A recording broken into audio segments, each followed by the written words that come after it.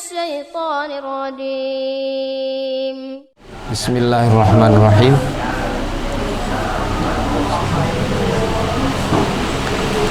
Assalamualaikum warahmatullahi wabarakatuh. Innal hamdalillahi nahmaduhu wa nasta'inuhu wa nastaghfiruh wa na'udzu billahi min syururi anfusina wa sayyiati a'malina. May yahdihillahu fala mudhillalah wa may yudlil fala hadiyalah. Asyhadu an la ilaha illallah wahdahu la syarikalah wa asyhadu anna Muhammadan 'abduhu wa rasuluh. Qala Allah Ta'ala a'udzu billahi minasyaitonir rajim. Ya ayyuhalladzina amanu taqullaha haqqa tuqatih wa la tamutunna illa wa antum muslimun.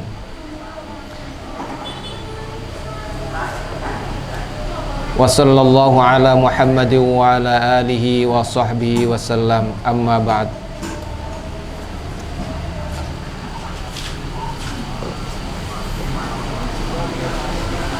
Kita lanjut pentingnya tauhid dan keutamaannya.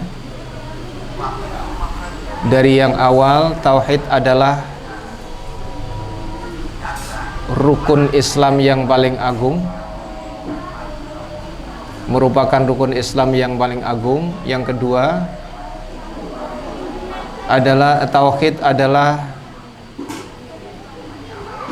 sesuatu yang paling penting dari yang penting, dan sesuatu yang pertama-tama diwajibkan dari segala yang wajib. Oleh karena kita melakukan yang wajib-wajib, selama tauhid ini belum kita amalkan, maka yang wajib-wajib itu nggak akan bisa diterima.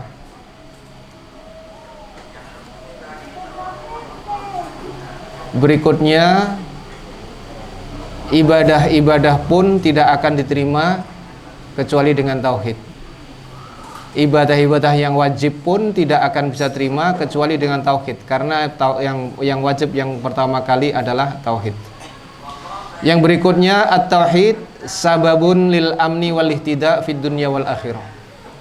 Tauhid adalah sebab mendapatkan keamanan di dunia dan keamanan di akhirat. Aman di dunia artinya mendapatkan petunjuk Allah Subhanahu wa taala dalam menjalankan ibadah ini, dalam menjalankan Islam. Kemudian aman di akhirat adalah aman dari azab Allah Subhanahu wa taala. A'udzu billahi minasyaitonir rajim.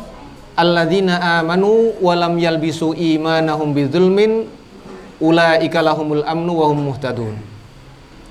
Al-An'am 82. Orang-orang yang beriman walam yalbisu imanahum bidzulmin, dan tidak mencampur adukkan keimanannya dengan zulm. Zulmun di sini maksudnya adalah syirik. Jadi mempelajari tauhid wajib mempelajari kesyirikan. Mengamalkan tauhid wajib dengan sekaligus menjauhi kesyirikan. Tidak mungkin antara tauhid dicampur adukkan dengan kesyirikan.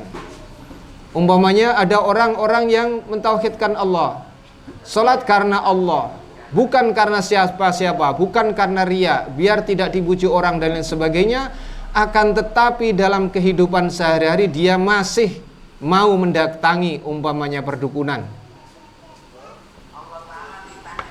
masih mempercayai dengan adanya azimat-azimat, jimat-jimat, bahwasanya keris-keris itu mempunyai tuah dan sebagainya. Ini adalah orang-orang yang mencampur adukkan antara tauhid dengan syirik, dengan zulm.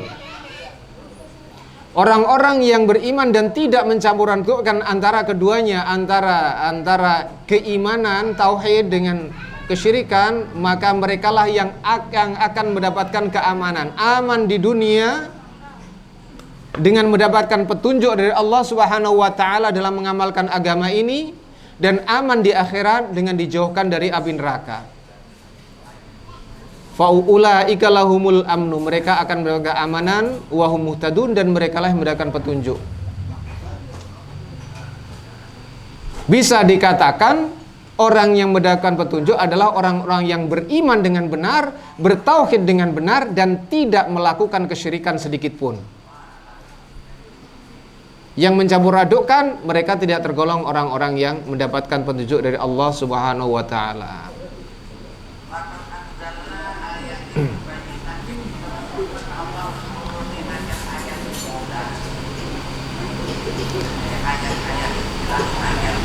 Qala Ibnu Katsir rahimahullah, Ibnu Hazir mengatakan ai haula'il ladzina akhlasul ibadah lillah, yaitu orang-orang yang beriman dan tidak mencampur adukkan dengan kesyirikan adalah alladzina akhlasul ibadah lillahi wahdah, mereka yang mengikhlaskan ibadah hanya untuk Allah, bukan untuk tujuan yang lain, bukan untuk dipuji dan lain sebagainya. La syarikalah, tidak ada sekutu baginya, walam yusyriku bihi syai'a, dan tidak menyekutukan Allah dengan sedikit pun, dengan apapun. Humul aminuna yaumal qiyamah, mereka akan aman nanti di hari kiamat, aman dari azab Allah Subhanahu wa taala. Al muhtadun fid dunya wal akhirah, mereka dapat petunjuk di dunia dan di akhirat.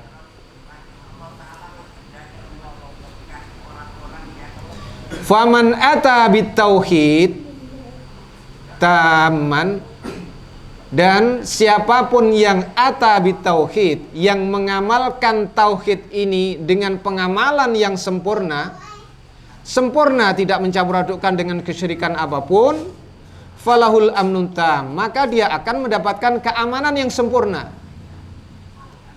Keamanan sempurna dia akan dapatkan. Walihdida'ut tam, dan petunjuk yang dia dapat pun akan sempurna. Ini dasar dari yang paling dasar adalah tauhid. Yang paling awal yang harus dipelajari, yang harus diimani dan diamalkan adalah tauhid. Wa dakhalal jannata bila azab, dan dia akan masuk surga tanpa azab. Seperti yang telah kita sampaikan, jika seseorang meninggal dunia menemui Allah Subhanahu wa taala dan tidak menyekutukan sesuatu pun, maka dia akan masuk surga.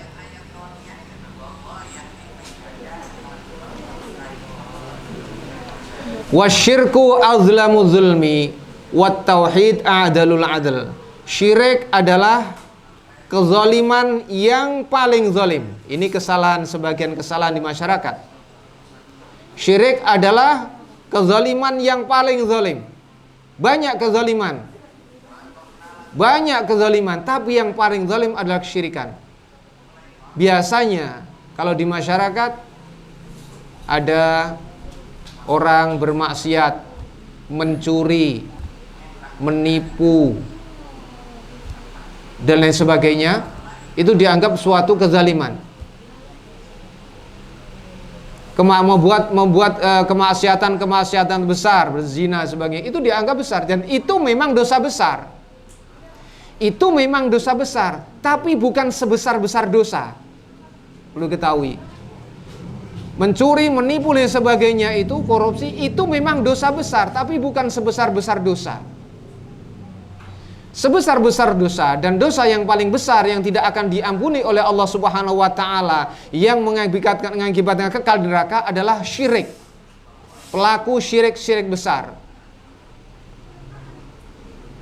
Dosa-dosa yang seperti tadi yang saya sebutkan itu dibiarkan, itu dianggap luar biasa besar, bahkan dikucilkan di masyarakat.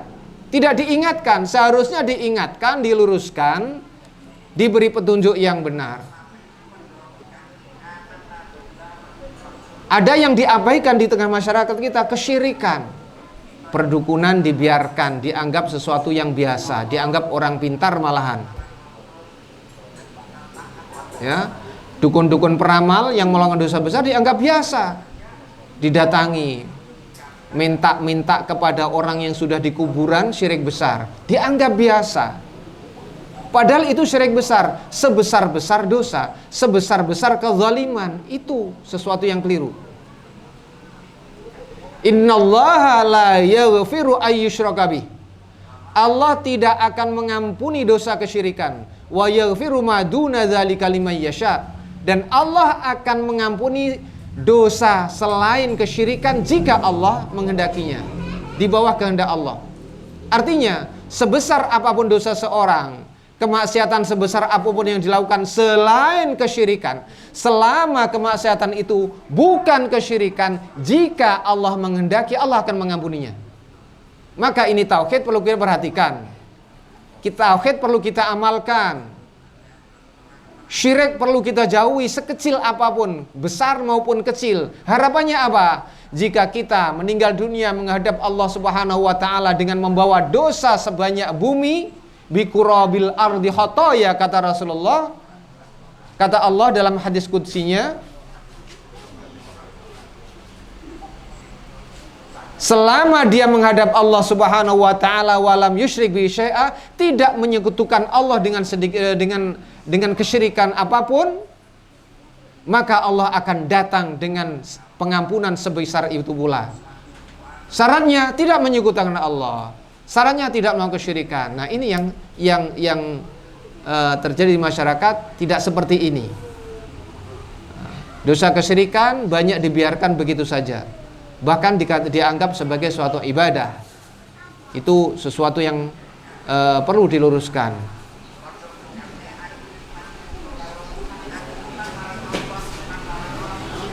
Yang berikutnya adalah wa tauhid adalul adli. Tauhid adalah seadil-adilnya keadilan. Artinya apa?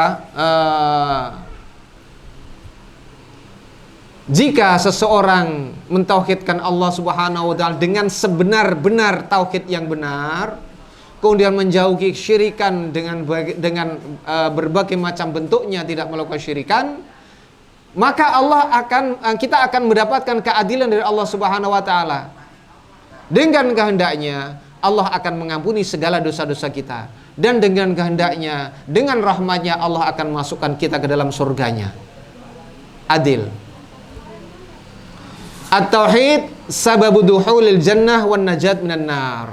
Satu-satunya yang bisa menyebabkan kita masuk surga dan mungkin menjauhkan kita dari neraka adalah at-tauhid. Qala alaihi salatu wassalam, Rasulullah bersabda, man syahida, siapapun yang bersaksi, syahida bersaksi atau bersumpah atau berikrar, alla ilaha illallah, bahwasanya tidak ada sesembahan yang berhak untuk disembah, yang berhak untuk disembah melainkan hanya Allah Subhanahu wa taala. Ini berarti tauhid uluhiyah. Kenapa? Siapapun yang bersaksi bahwasanya tidak ada sesembahan yang hak disembah selain Allah Subhanahu wa taala, atau siapapun yang melakukan tauhid uluhiyah, karena siapapun yang melakukan tauhid uluhiyah, dia sekaligus sudah mengamalkan tauhid rububiyah. Dan juga sekaligus seseorang itu sudah mengamalkan tauhid al-asma was sifat. Tapi kalau orang yang hanya bertauhid rububiyah saja, dia tidak akan mentauhidkan bertauhidkan Allah dalam beribadah. Tapi yang mentauhidkan Allah dalam beribadah, sudah pasti dia melakukan Allah dalam rububiyahnya maupun dalam asma dan sifatnya.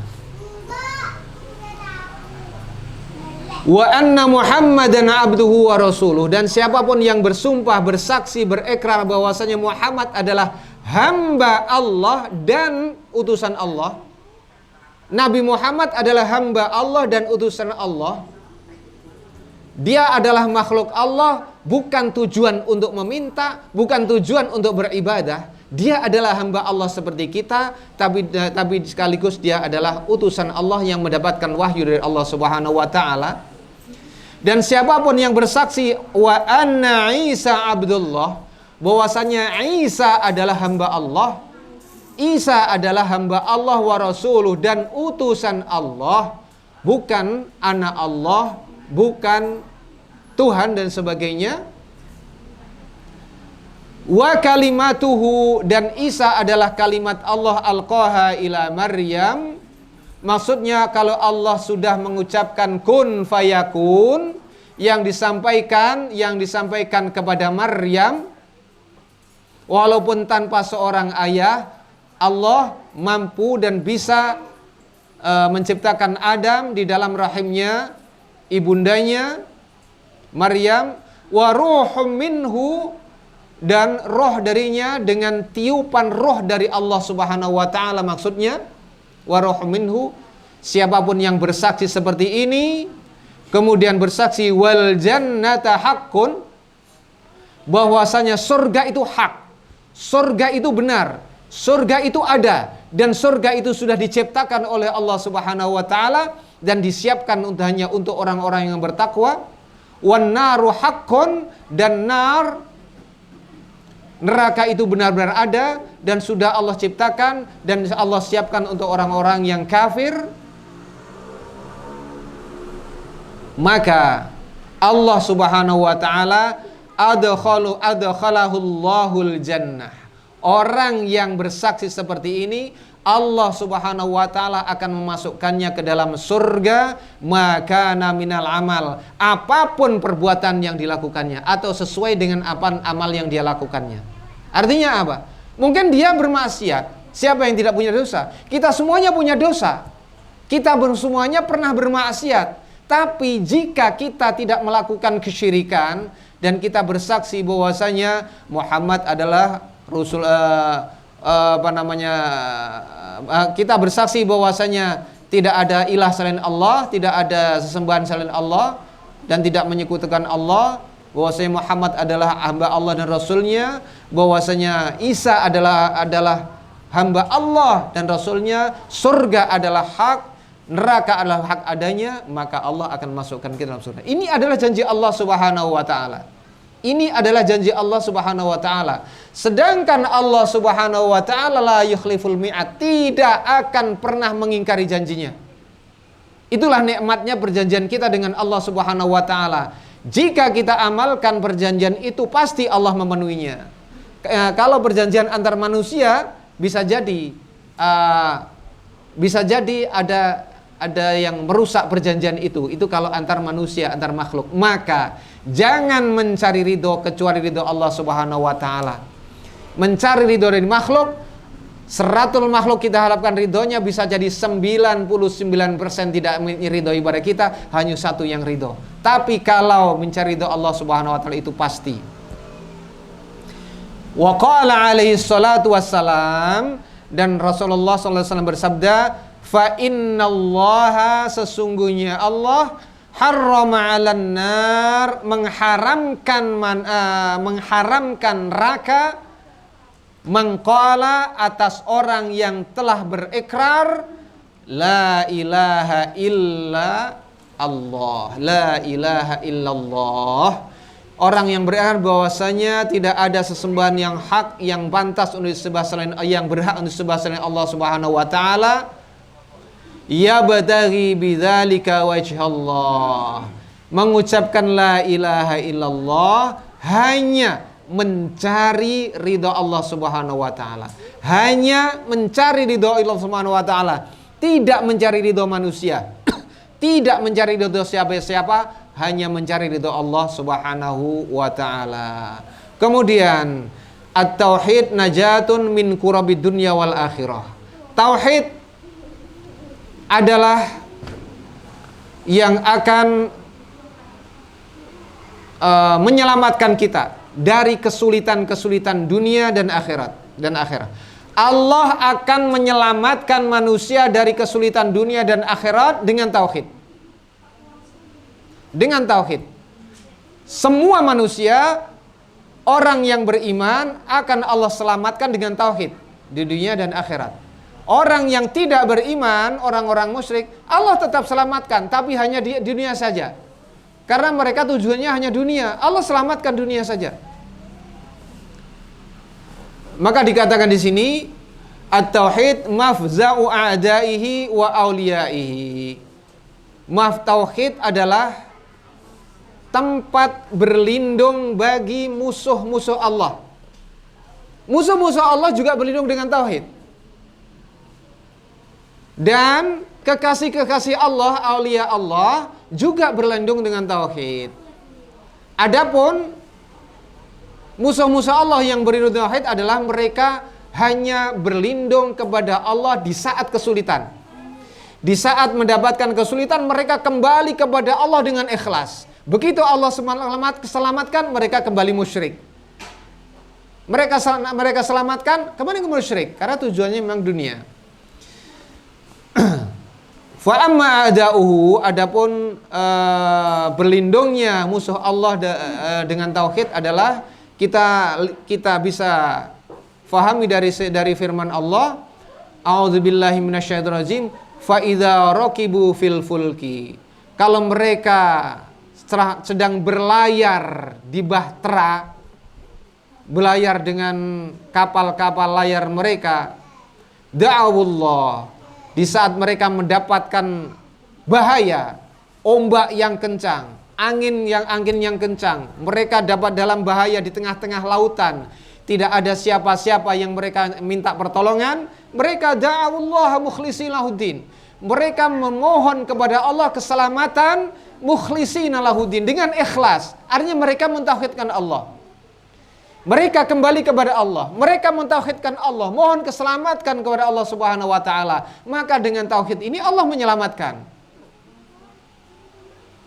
Jika Allah selamatkan, maka mereka akan selamat dari tenggelam, dari hancurnya mereka di tengah lautan. Tapi apa yang terjadi? Falamma najjahum ilal barri. Maka ketika Allah telah selamatkan mereka sampai di daratan, idzahum musyrikun, mereka kembali musyrik. Mereka kembali musyrik. Ini musuh-musuh Allah. Adapun tempat berlindung bagi musuh-musuh Allah Subhanahu wa taala, maka setelah mereka selamat dari lautan, dari segala kesulitan, bukan hanya lautan, apapun kesulitan dihadapi di daratan maupun di lautan, mereka tidak kembali musyrik. Begitu Allah memberikan keselamatan dari kesusahan-kesusahannya, mereka tetap istiqomah bertauhid kepada Allah Subhanahu wa taala dan menjauhi segala bentuk kesyirikan. Seperti yang pernah dialami oleh Zinnun, oleh Nabi Nuh. Beliau sekian lama berada di perut ikan, beliau berdoa kepada Allah Subhanahu wa taala, la ilaha illa anta subhanaka inni kuntu minadz zalimin. Itu doa yang dipanjatkan terus-menerus kepada Zinnun, oleh Nabi Nuh. Allah selamatkan akhirnya. Tapi apa yang beliau lakukan setelah selamat? Beliau tidak menyekutukan Allah Subhanahu wa taala. Beliau tetap bertauhid dan menjauhi segala bentuk kesyirikan. Ini yang harus dilakukan oleh orang yang beriman. Maka kata Rasulullah SAW, siapapun yang berdoa dengan menyebut doa yang telah dilakukan oleh Zinnun ini, la ilaha illa anta subhanaka inni kuntu minadz zalimin, maka Allah pasti akan mengabulkannya. Ini perlu kita amalkan, kita ucapkan berulang-ulang. Selain doa-doa yang lain, syarat-syarat yang lain, seperti umpamanya Allahumma inni as'aluka bi anni asyhadu annaka antallahu la ilaha illa antal ahadus samadul ladzi lam yalid wa lam yulad wa lam yakul lahu kufuwan ahad. Jika orang membaca ini sebelum dia berdoa, maka Allah pasti mengabulkannya. Kemudian doa Zinnun tadi ini. Yang terakhir, at-tauhid wal hikmah min khalqil insani wal jin. Tujuan diciptakan manusia dan jin adalah untuk mentauhidkan Allah Subhanahu wa taala, bukan yang lain. Maka siapapun yang telah Allah ciptakan di muka bumi ini tidak mentauhidkan Allah Subhanahu wa taala, dia telah keluar, menyeleweng dari tujuan ini yang benar. Dia telah sesat dari tujuan yang benar. A'udzubillahi minasyaitonir rajim. Wa ma khalaqtul jinna wal insa illa liya'budun. Dan tidakkanlah aku ciptakan jin dan manusia melainkan hanya untuk mentauhidkan aku di dalam beribadah. Bukan sekedar ibadah, tapi mentauhidkan Allah di dalam setiap ibadahnya. Ini tujuan penciptaan manusia dan jin. Bahkan segala sesuatu yang Allah telah ciptakan ini tujuannya mereka adalah bertasbih kepada Allah Subhanahu wa taala. Ini ada 7 pentingnya tauhid dan fadilahnya. Kalau kita sudah jelas bagi kita, maka diharapkan wabil khusus ini nasihat untuk yang berbicara di sini dan bermanfaat untuk semuanya.